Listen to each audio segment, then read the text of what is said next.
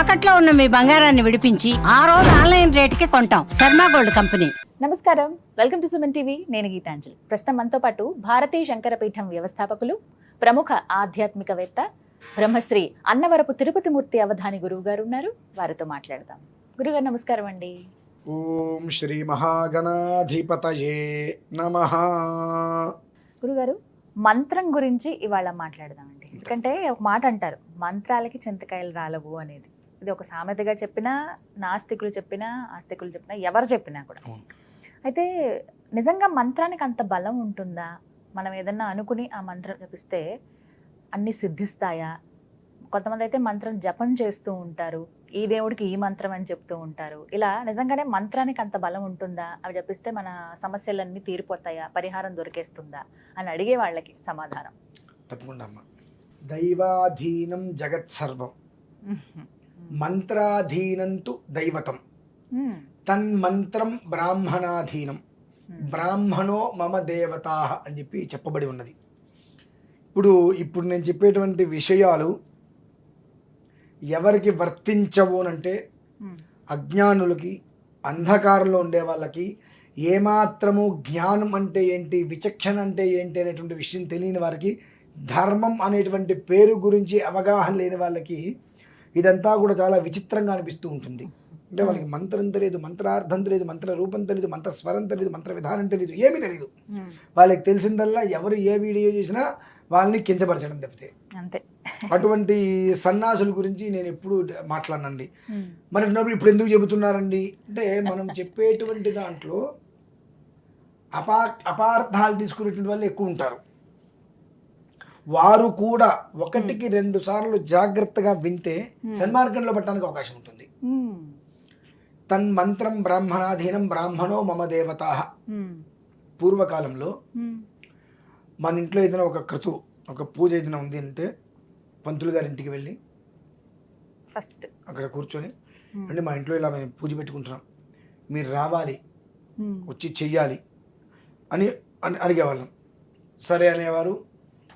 వారు చక్కగా వచ్చి కార్యక్రమం చేసి వెళ్ళంగానే ఆ ఒక మండపారాధన ఏదైతే ఉంటుందో అదంతా కూడా మర్నాడు సాయంత్రం ఎప్పుడో మొత్తం వాళ్ళు వీళ్ళని తీసుకొచ్చి ఇచ్చి వెళ్ళిపోయేవారు. ఎందువల్లంటే వాళ్ళకు ఒక నమ్మకం, బ్రాహ్మణో మమ దేవత, బ్రాహ్మణుడు అన్న ఇంటి ఆడపిల్లన్న ఒకటే అని ఒక ఉద్దేశ్యంతో మన ఇంటి ఆడపిల్లని మనం ఎలా చూసుకుంటామో ఆ బ్రాహ్మణుని కూడా మనం అలా చూసుకున్నట్టయితే కనుక సర్వకాల సర్వావస్థలు యందు ఆ బ్రాహ్మణుడు నిత్యం చేసుకునేటువంటి పూజలో మన గురించి ఆయన ఆలోచిస్తూనే ఉంటాడు.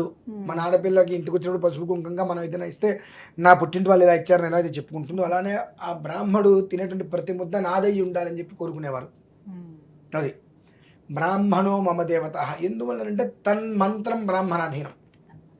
ఆ మంత్రం అంతా కూడా బ్రాహ్మణుడి యొక్క ఆధీనంలో ఉండేటువంటిది. ఇవాళ ఎవరు పడితే వాళ్ళు మంత్రాన్ని ఒక పాటలాగా మార్చేసేసి ఎలా తోస్తే ఎలా చేసుకుంటున్నారు.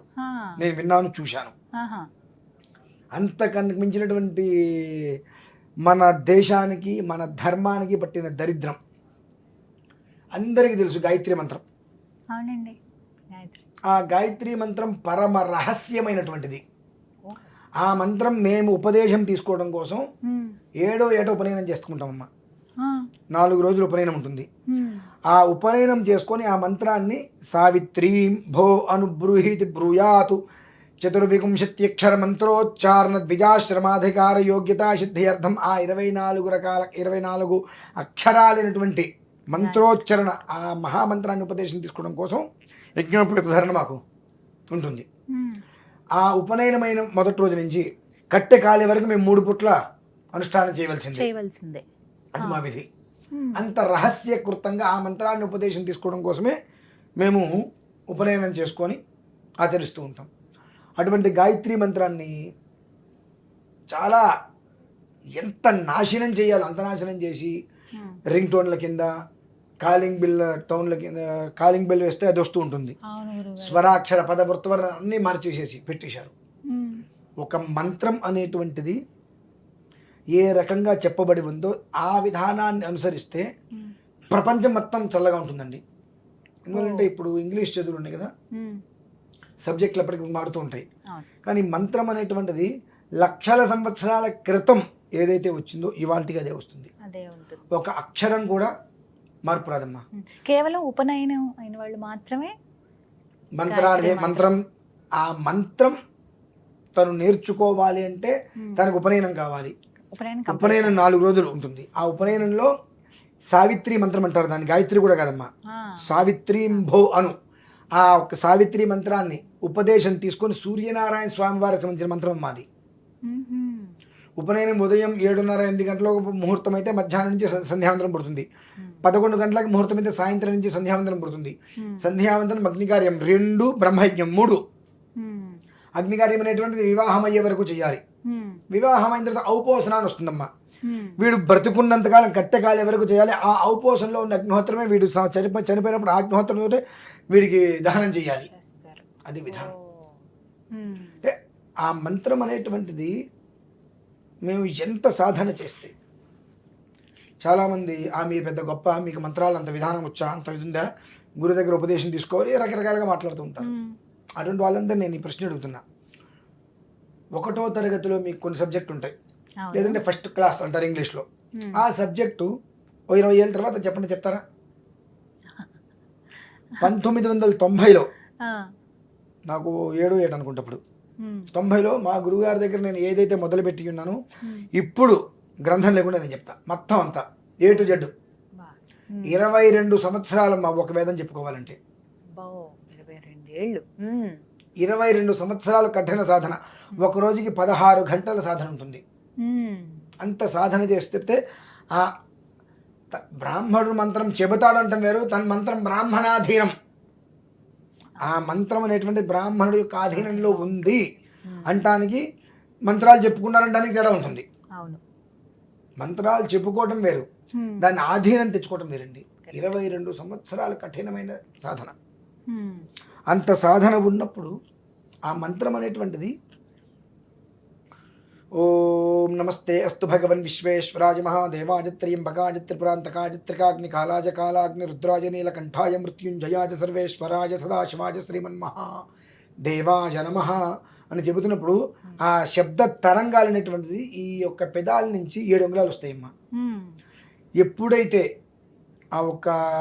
ఆ మంత్రం బ్రాహ్మణాధీనం అని అన్నప్పుడు అన్ని సంవత్సరాలు కఠిన సాధన చేసి అక్కడ కూర్చొని ఆ ధ్యానం చేస్తుంటే ఆ మంత్రానికి ఉండేటువంటి శబ్ద తరంగాలు 7 అంగుళాలు వచ్చి సుమారుగా తక్కువ ఒక్కొక్క అంగుళం 27 కిలోమీటర్లు ఉన్నది. ఎంతో ప్రశాంతంగా ఉంచుతుందండి. అంత గొప్పది మంత్రం. అది ఏ మంత్రమైనా మంత్రానికి అంత గొప్పతనం లేదు అని అంటే తిరుమల ఎంతమంది ఎందుకు వెళ్తున్నారు? ఎవరు వెళ్ళరు కదండి.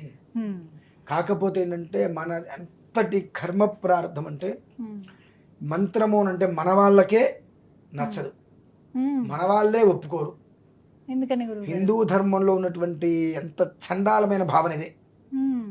ఎప్పుడు ఆ మంత్రం అనేటువంటిది ఏ విధానాన్ని అనుసరించారు, మా నోటి నుంచి బయటకు మాట రావాలి. తావల్య శకారం, దంతియ శకారం, మూర్ధన్య శకారం, ఏ అక్షరం ఎలా పలకాలి అనేటువంటిది చెప్పబడింది.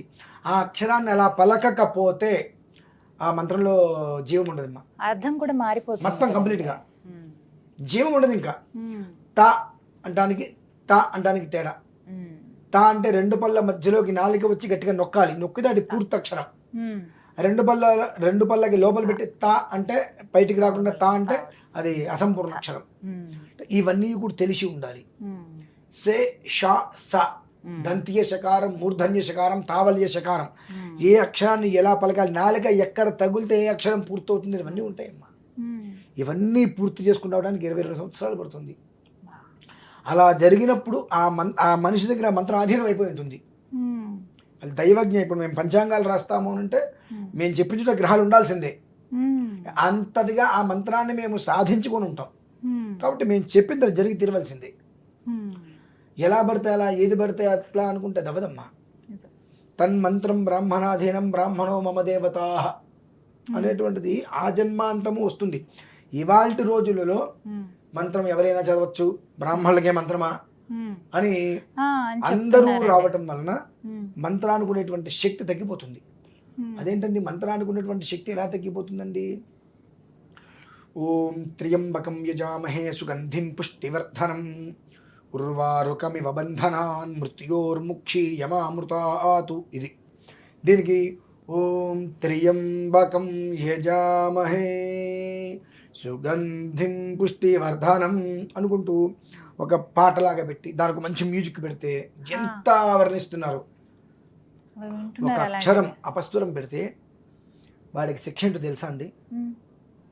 కింద మంట, మంట మీద రాగి రేకు, ఆ రాగి రేకు మీద ఇసక, ఇసక మీద వీణ పడేస్తారు, సూర్యుడికి దగ్గరగా ఉంచుతారు. అంటే అక్షరం దోషం వచ్చిన, అక్షరం అపస్వరం చెప్పిన అంత ఘోరంగా భగవంతుడు మాకు ఇచ్చే శిక్షలు. మేము చదువుకునేటువంటి రోజుల్లో అక్షరాల దోషాలు పడితే మమ్మల్ని తలకిందులుగా వేలాడదీశారండి. ఇవాళ అట్లా ఎక్కడైనా ఒక దెబ్బ కొట్టినా, ఒక శిక్ష వేసినా జనాలు చేస్తున్నారు. నా కొడుకుని ఎలా చేస్తే వాళ్ళు బ్రతుకు ఎందుకు బ్రతుకుతారు, ఇది ధర్మంగా ఎలా జీవించగలుగుతారు? తలకిందులుగా మమ్మల్ని వేలాడదీశారండి. మేము మా నాన్నకి చెప్పుకున్నాం, నాన్న ఇలా చేశారంటే చస్తే చచ్చిపో నువ్వు, నిన్ను నీ బాబు కోసం నేను పాఠశాలలో వేశాను. వాళ్ళు కొడుతున్నారు, తిరుతున్నారు, నా దగ్గరకు ఇంటికి వచ్చి చెప్పావంటే నువ్వు ఎంత నీచమైన మనిషివో, నా కొడుకుగా నువ్వు చచ్చిపోయావు అన్నారండి ఒకటే మాట. అక్కడ మాటలు ఇక్కడ నువ్వు తీసుకొచ్చి నాకు చెప్తున్నావు అంటే నేను వాళ్ళని తిట్టాలి, ఇప్పుడు నా కొడుకు నువ్వు అంటావా అని చెప్పి. నువ్వు అలా తీసుకొచ్చి చెప్పి ఇటువంటి నీచమైన గుణం నీ దగ్గర వచ్చినట్టే నా కొడుకు నువ్వు చచ్చిపోయావు అన్నారు ఒకటే మాట. అంత కఠినంగా ఉంటే తల్లిదండ్రులు ఆ పిల్లలకి అంత చదువు వస్తుందమ్మా. అంత చదువు వచ్చిన తర్వాత ఇవాళ నన్నే అనుకోండి, అగ్నిహోత్రంలోకి దిగి హోమం చేస్తున్నా. అగ్నిహోత్రం 40 నిమిషాలు 45 నిమిషాల లోపల ఉంటుంది, జ్వాలలు అంటే తెత్తొస్తూ ఉంటాయి. మరి ఆ మంత్రం అనేటువంటిది ఎంత ఆధీనంలో ఉంటే ఆ విధానాన్ని మనం అనుసరిస్తున్నామమ్మా. అది మనము ఎన్నుకునే మనిషిని బట్టి ఉంటుంది. ఖచ్చితంగా మంత్రానికి ఒక నియమం ఉంటుంది, అది అందరూ పాటించాల్సింది. ఎన్నుకునే మనిషి, ఆ మనిషికి ఎంతవరకు సామర్థ్యం ఉంది, ఆ మనిషి చేసేటువంటి విధానం ఎలా ఉంటుంది, ఆ ఎన్నుకునే మనిషిని బట్టి ఆ శక్తి మనం సంపాదించగలుగుతాం. దారిపోవటమే. ఎన్నుకునే మనిషి దగ్గర ఎంత శక్తి లేదనుకోండి, ఆ శక్తి మనకేం వస్తుంది? ఇంకా కొన్ని 2 విషయాలు చెప్పి నేను ఆపేస్తానమ్మా. చాలా మంది జపాలు, హోమాలు, తపాలు అని చేయించుకుంటూ ఉంటారు. జపం అనేటువంటిది జపించటం, మనస్సులో మానసికంగా బయటకు వచ్చేటువంటిది కాదు. మీరు వచ్చి కూర్చున్నారు ఏమంటే మాకేదో రాహుకేతు జపం కావాలండి అన్నారు, నా దగ్గరికి వచ్చారు, నేనేం చేస్తాను, మౌనంగా కూర్చుంటే జపమాల పట్టుకొని ఇంటి అసలు మంత్రం చెప్తున్నారా లేదా, ఈయనకు వచ్చారా అని మీకు రకరకాల డౌట్లు వస్తాయి. జపం అనేటువంటిది ఎప్పుడైతే బయటకు వస్తున్నావో అది మారణ మంత్రం. పారాయణ అంటే బయటికి మాత్రమే చెప్పాలి, పారాయణ చెప్పి లోపల చెప్పుకోకూడదు. ఓం నమ శంభవే చ మయోభవే చ నమ శంకరాజ చ మజస్కరాజ చ నమ శివాజ చ శివతరాజ బయటికే చెప్పాలి. అలానే కొన్ని ప్రయోగాలు మనం చూడకూడదు. అలా అక్కడ కూర్చోబెట్టి ఇక్కడ కూర్చొని 10 మంది కలిపి గట్టిగా చెబుతుంటే, అంటే నేను ఎందుకు ఈ మాట చెప్తున్నా అంటే రీసెంట్గా ఒకరికి నేను చేయించవలసి వచ్చింది. మామూలుగా నాకు చచ్చగా ఒక్కొక్కరికి చేయించాలంటే వాళ్ళు ఏ పరిస్థితుల్లోనూ కూడా దీక్షా నియమాలు పాటించారు కాబట్టి నీకు నేను చేయని పోతలకంట మొహమాటంగా ఒకరికి చేయించవలసిన పరిస్థితి వచ్చింది. సరేనమ్మా అన్న ఏదో అంటే మొన్న మా వాళ్ళకి గుళ్ళో చేశారండి, 10 మంది పంతులు గారు కూర్చొని గట్టిగా మంత్రం చెప్పారండి అన్నారు. వెంటనే కొబ్బరికాయ ఇక్కడ కొట్టేసి నమస్కారం చెప్పి 9 మంది వదలకన్నా. చచ్చ కోపం అండి నాకు. నా దగ్గరికి నువ్వు వచ్చినప్పుడు నీకు ఫలితం ఏ రకంగా వచ్చింది చూడు నువ్వు. అందుకని వాళ్ళు ఇలా చేశారు, నా దగ్గరికి వచ్చి అలానే జాతకాలు కూడా కొంతమంది డబ్బులు కడతారు. నేను ఒకటే చెప్తాను, నాకు జాతకాల దగ్గరికి రావద్దు, నాకంటూ కొంత సమయం ఉంటుంది. అమ్మవారి నుంచి నాకు అనుమతి వస్తే మాత్రమే చెప్తారండి. 2వ రోజు రావచ్చు, 3 నెలలు పట్టవచ్చు, చెప్పలేము. ఆ లోపల నేను జాతకాలు చెప్పను అంట. దానికి సిద్ధపడి డబ్బులు కట్టి 3వ రోజు నుంచి 30-40 ఫోన్లు చేస్తూ ఉంటారు. అంటే ఎందుకంటున్నానంటే ఇది భగవంతుడు అంటే ఎంత ఇదంటే, మీరు అష్టాచం ఆడతారా? ఆడతారు కదా. ఆడినప్పుడు మనం గబలు ఇట్లా వేస్తాం, అష్టపడింది అనుకోండి నాదే అంటాం, అదే 2వ 3వ పడితే దేవుడికి అంటాం. అంటే పందెంలో కూడా పెద్ద పందెం దేవుడికి వెళ్ళిన స్టేజ్లో మనం ఉన్నాం. అటువంటిది నిజ జీవితంలో భగవంతుడి దగ్గర నుంచి మనం అనుగ్రహం తీసుకోవాలంటే ఆ అనుగ్రహాన్ని మనకి ఇచ్చేటువంటి బ్రాహ్మడు ఎంత ఉత్తీర్ణుడై ఉండాలి, ఎంత నిష్ణాతుడై ఉండాలి, ఎంత క్రమబద్ధీకరంగా ఉండాలి, అది మనం చూసుకోవాలమ్మా.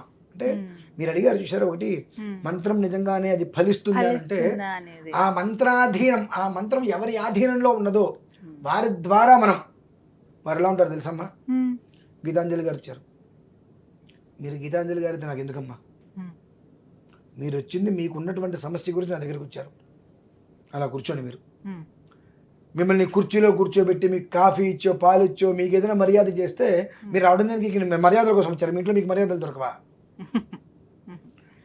జాతకులుగా వచ్చినప్పుడు మీ కష్టం గురించి నేను మాట్లాడాలి. మీ దగ్గర ఎంత డబ్బు ఉంటే నాకెందుకు? ఆయనకి ఏదో కాస్త మర్యాద ఇస్తే మనకేదో బాగుంటుంటే అది అవ్వదమ్మా. నీ ఎవరైనా కావచ్చు కాక నాకెందుకు?